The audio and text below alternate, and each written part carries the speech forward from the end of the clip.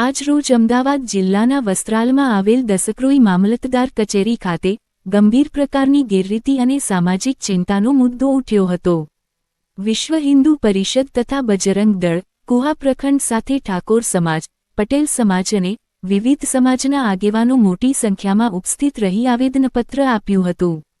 આ આવેદન અમદાવાદના ઘી કાંટા સ્થિત સ્પેશિયલ મેરેજ રજિસ્ટ્રાર કચેરીમાં ફરજ બજાવતા રજિસ્ટ્રાર એમ સૈયદ વિરુદ્ધ કરવામાં આવ્યું છે।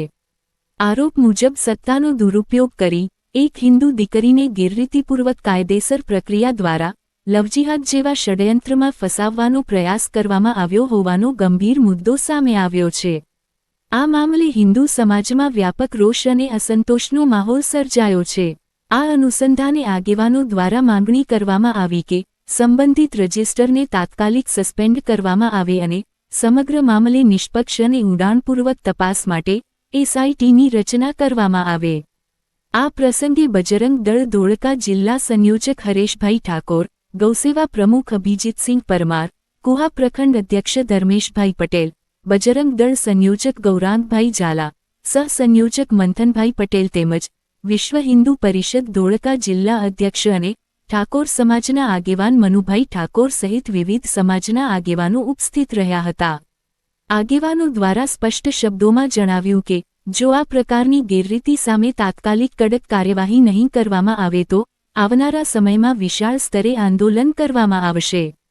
સમાજની બહેન બેટીઓની સુરક્ષા સાથે કોઈપણ પ્રકારનો સમાધાન સહન નહીં કરવામાં આવે તેવો એક કડક સંદેશ આપવામાં આવ્યો।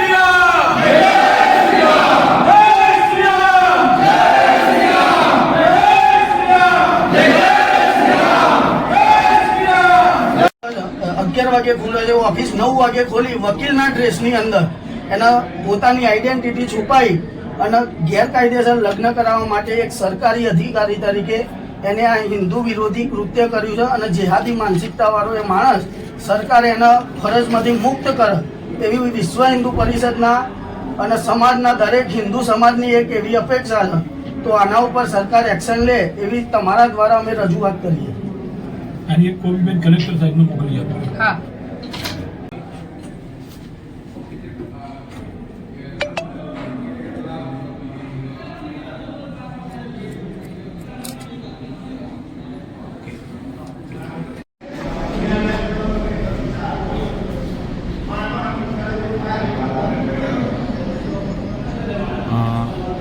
આપનું નામ અને પરિચય?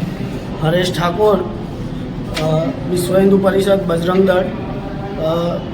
આજ રોજ દસક્રોઈ મામલતદાર ખાતે વિશ્વ હિન્દુ પરિષદ તથા હિન્દુ સમાજના વિવિધ આગેવાનો દ્વારા એક આવેદનપત્ર આપવામાં આવ્યું છે કે 3/3/2026ના રોજ ઘી કાંટા ખાતે એમ સૈયદ નામના સરકારી રજિસ્ટર દ્વારા એક હિન્દુ દીકરીના ખોટી રીતે મેરેજ કરાવવા માટે થઈ અને જે કચેરી 11 વાગે ખુલવાનો સમય છે એ કચેરી 9 વાગે ખોલી અને વકીલના ડ્રેસની અંદર એમની ઓળખ છુપાવી અને લગ્ન કરાવવા માટે જઈ રહેલા એમ સૈયદ વિરુદ્ધ હિન્દુ સમાજ અને વિશ્વ હિન્દુ પરિષદ આજે મામલતદાર કચેરીએ આવેદનપત્ર આપવા માટે આવ્યા છીએ કે એમ સૈયદને સરકારી નોકરીમાંથી તરત ફરજ મુક્ત કરવામાં આવે તથા તેની ઉપર કડકમાં કડક પગલાં લેવામાં આવે તથા આવી અનેક હિન્દુ દીકરીઓને તેને ખોટી રીતે મેરેજ કરાવ્યા છે।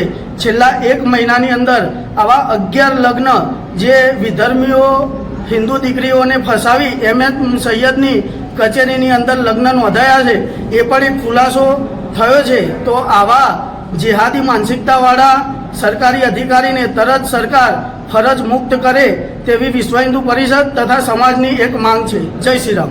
જય શ્રી રામ.